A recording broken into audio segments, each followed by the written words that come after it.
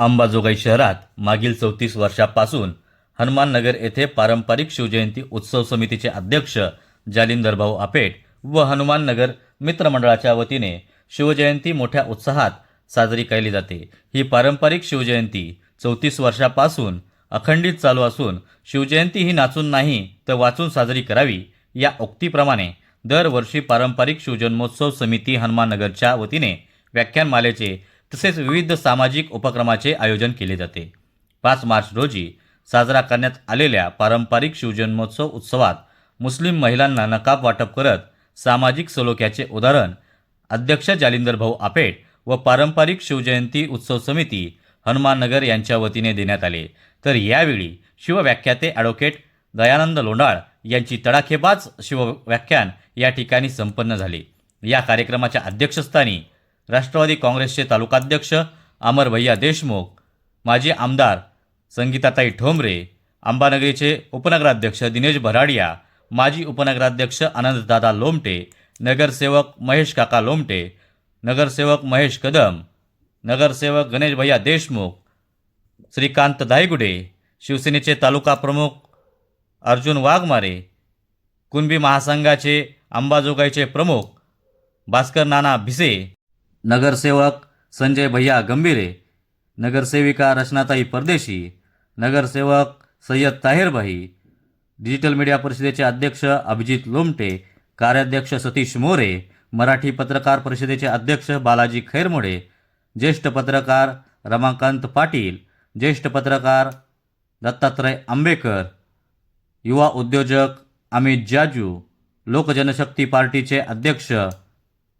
राजेश वाहुळे, शिवसेना शहर प्रमुख श्रीधर गरड यांच्यासह विविध मान्यवरांची उपस्थिती या शिवजन्मोत्सव समितीच्या कार्यक्रमाच्या वेळी होती।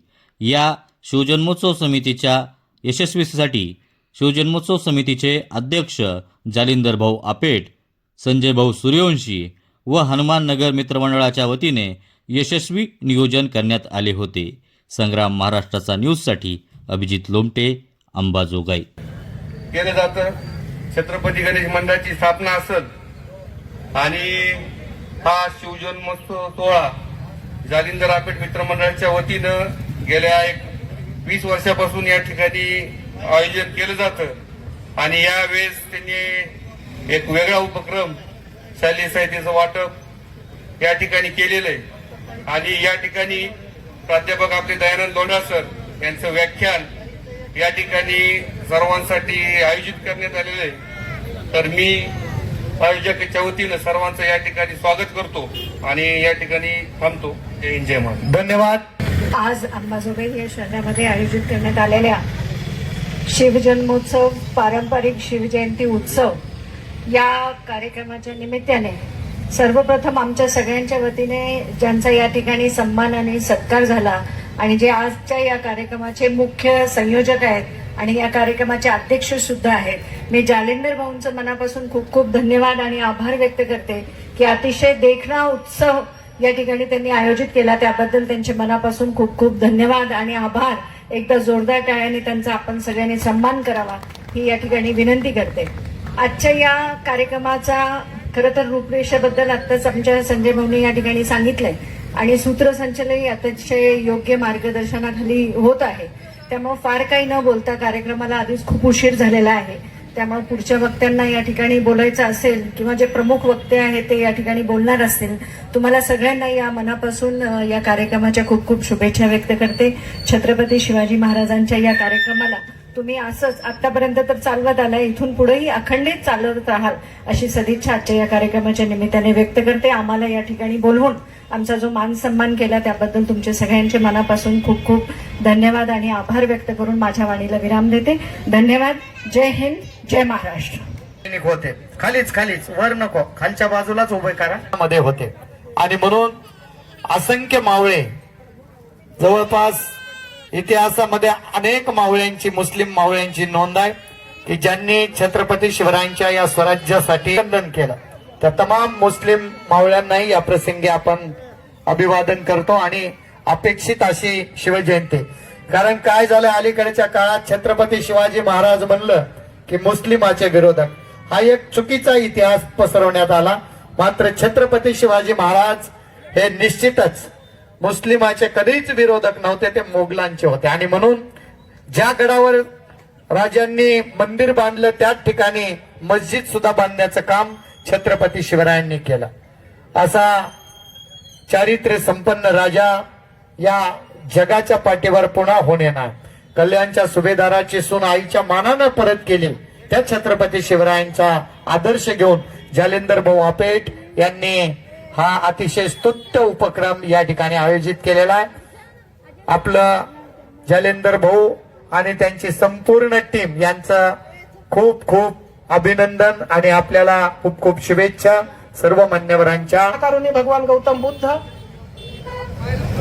विदर्भाच्या कन्या आणि मराठवाड्याच्या सून, तुमचं आमचं प्रेरणास्थान, ज्यांनी छत्रपती शिवाजीराजांसारखा राजा घडवला त्या मासाहेब जिजाऊ 1902 साली आरक्षणाची संकल्पना समाजामध्ये मांडली आणि खऱ्या अर्थानं आरक्षण लागू केलं. ते लोकराजे राजर्षी शाहू महाराज भर संसदेमध्ये स्वतंत्र भारतामध्ये शेतकऱ्याच्या बांधापर्यंत वीज आणि पाणी गेलंच पाहिजे अशा पद्धतीचा ज्यांनी आग्रह धरला ते भारतीय राज्यघटनेचे शिल्पकार बोधिसत्व डॉक्टर बाबासाहेब आंबेडकर. तुमच्या आमच्या शेतकऱ्यांच्या कष्टकऱ्यांच्या घरामध्ये शिक्षण आलं पाहिजे, तुमच्या आमच्या घरातल्या मुली शिकल्या पाहिजेत, याच्यासाठी ज्यांनी आपलं संपूर्ण आयुष्य खर्ची घातलं ते शिक्षणाचे आद्यप्रवर्तक क्रांतीसूर्य महात्मा ज्योतिराव फुले. ज्योतिराव फुलेंच्या अगदी खांद्याला खांदा लावून ज्यांनी काम केलं त्या विद्येच्या देवता क्रांतीज्योती सावित्रीमाई फुले. लोकशाहीर अण्णाभाऊ साठे, महाराणी अहिल्यामाई होळकर आणि बांधवांनो, खऱ्या अर्थानं ज्या ज्या बहुजन महापुरुषांनी तुमच्या आमच्यासाठी कार्य केलं, विचार दिले, अशा तमाम बहुजन महापुरुषांच्या कार्याला आणि विचाराला या सार्वजनिक शिवजन्मोत्सव समितीच्या कार्यक्रमाला या ठिकाणी तुमच्या सर्वांच्या टाळ्यांच्या गजरामध्ये त्या ठिकाणी मी त्यांना वंदन करतो. बांधवांनो, छत्रपती शिवाजी महाराजांची जयंती तसं पाहिलं तर अंबेजोगाई शहर हे शैक्षणिक आणि सांस्कृतिक वारसा लाभलेलं शहर आहे. या शहरामध्ये महापुरुषांची जयंती नाचून नाही तर वाचून साजरी करण्याची प्रथा या शहराला आहे. आणि म्हणूनच या शहराचा इतिहास आहे की अंबेजोगाई शहरातील छत्रपती शिवाजी महाराजांची जयंती ही कुठल्याही डीजेच्या गाण्यावरती त्या ठिकाणी नाचून नाही तर छत्रपती शिवाजी महाराजांचा विचार वेगवेगळ्या माध्यमातून समाजामध्ये पोहोचवण्याचं काम करणारं हे शहर आहे. आणि याच शहरामध्ये गेल्या 34 वर्षापासून मला वाटतं अतिशय देखणा कार्यक्रम या ठिकाणी जालिंदर भाऊ आपेट, त्यांचं संपूर्ण दाम्पत्य आणि त्यांचे सर्व मित्रमंडळी या ठिकाणी करतायत. मला जालिंदर भाऊ या ठिकाणी आज एका व्यक्तीची कमी जाणवतीये. मला वाटतं गेल्या 10-12 वर्षापासून आपल्या प्रत्येक जयंतीच्या कार्यक्रमामध्ये सुलभाताई सोळंके आपल्याला स्टेजवर त्या ठिकाणी असायच्या. आपण सकाळच्या वेळेला तो कार्यक्रम घ्यायचो, पण आज ते आपल्यामध्ये नाहीत. त्यांची कमी या ठिकाणी प्रकर्षाने आपल्याला जाणवतीये. कारण छत्रपती शिवाजी महाराजांचा जन्मोत्सव आपण गेल्या 34 वर्षापासून या ठिकाणी घेताय. कार्यक्रम घेणं ही सोपी गोष्ट नाही, कारण कार्यक्रमाचं नियोजन करत असताना वेगवेगळ्या बाजूने आपल्याला कार्यक्रमाचं नियोजन करायचं असतं आणि हे अतिशय सार्थपणे आपण गेल्या 34 वर्षापासून करताय. त्याबद्दल आपलं अगदी करावं तितकं कौतुक कमी आहे. आणि आजच्या कार्यक्रमात तर आपण अतिशय एक आगळा वेगळा उपक्रम या ठिकाणी राबवला. आपल्या मुस्लिम भगिनींना त्या ठिकाणी तुम्ही त्यांचा गौरव केला, त्याबद्दल एकदा आपण प्रचंड टाळ्यांच्या गजरामध्ये त्या ठिकाणी जालिंदर भाऊचा सन्मान करायचा. त्या मासाहेब जिजाऊंचा जन्मोत्सव, जन्मदिवस, जयंती या अंबेजोगाईमध्ये मोठ्या प्रमाणामध्ये व्हायला पाहिजे अशा पद्धतीची एक अपेक्षा या ठिकाणी मी व्यक्त करणार आहे की आपण समोर बसलेले मान्यवर त्या क्षमतेचे आहात, तितका मोठा जन्मोत्सव घेण्याच्या क्षमतेचे आहात. त्यामुळे आपल्यापैकी जर कोणी ती जबाबदारी येत्या काळामध्ये घेतली आणि 12 जानेवारीला अंबेजोगाई शहरामध्ये जर राष्ट्रमाता जिजाऊंचा जन्मोत्सव आपण एक छोटस सुरुवात त्या ठिकाणी जर केली तर मला वाटतं भविष्यात त्याचा वटवृक्ष निश्चित होणार आहे. आणि खऱ्या अर्थानं शिवाजी महाराजांचा सन्मान मासाहेब जिजाऊंच्या जयंतीच्या रूपाने त्या ठिकाणी आपल्याला करता येणार आहे. कारण जिजाऊंचं कार्य हे अतिशय प्रेरणादायी कार्य आहे. महिला या ठिकाणी बसलेल्या आहेत. अगदी 2 दिवसावरती जागतिक महिला दिन आहे. 8 मार्चला महिला दिन असतो आणि महिलांचं इतकं तेजस्वी कार्य असणाऱ्या मासाहेब जिजाऊ महिलांसाठी प्रेरणादायी असल्या पाहिजेत. कारण प्रचंड मोठी विज्ञान निष्ठा, कुठलीही अंधश्रद्धा नाही, कुठलेही कर्मकांड नाही, कुठल्याही गडकिल्ल्याची कधीही वास्तुशांती नाही, प्रचंड विज्ञान निष्ठा छत्रपती शिवाजी महाराजांना देणाऱ्या मासाहेब जिजाऊ मला वाटतं खऱ्या अर्थानं आपण समजून घेतल्या पाहिजेत. अगदी 15-20 मिनिटांमध्ये मी उरकणार आहे. एक छोटासा प्रसंग या ठिकाणी ठेवतो की जिजाऊ खऱ्या अर्थानं आम्ही कशामुळे समजून घेतली पाहिजे. कारण शिवाजी महाराज सांगत असताना जिजाऊ मासाहेब सांगितल्याशिवाय शिवाजी महाराज त्या ठिकाणी पूर्ण होणार नाहीत. ज्यावेळेस पुणे शहरावरती आदिलशहाचा हेर होता, बाजी मुरार जगदेव ज्याचं नाव, आणि या पुणे शहरावरती गाढवाचा नांगर फिरवून ते पुणे शहर पूर्ण उद्ध्वस्त करून टाकलं होतं. ज्या पुणे शहराला आपण सांस्कृतिक शहर म्हणतो, ज्या पुणे शहराला शिक्षणाचं माहेरघर म्हणतो, ज्या पुणे शहराला तुमची आमची सांस्कृतिक नगरी म्हणतो, ते पुणे शहर 350-400 वर्षापूर्वी बाजी मुरार जगदेवानं गाढवाचा नांगर फिरवून पुणे शहर बेचिराग करून टाकलेलं होतं. आणि त्या पुणे शहरामध्ये जे कोणी राहील त्याच्या कुळाचा नाश होईल अशा पद्धतीची अफवा त्या ठिकाणी पसरवली होती. एक पहार रवली गेली, त्या पहारेला एक केरसुनी बांधली गेली आणि अंधश्रद्धा त्या ठिकाणी संपूर्ण समाजामध्ये तो मेसेज गेला. लोक प्रचंड भयभीत झाले. पुण्यामध्ये कुणाचंही राहायचं धाडस होत नव्हतं. त्यावेळेला ही गोष्ट मासाहेब जिजाऊंच्या लक्षात आली, त्यांना ही माहिती मिळाली. त्यावेळेस छत्रपती शिवाजी महाराज अगदी 12-13 वर्षाचे होते. शहाजीराजे स्वारीवरती होते. त्यावेळेला जिजाऊ मासाहेबांनी शहाजीराजेंची वाट नाही बघितली.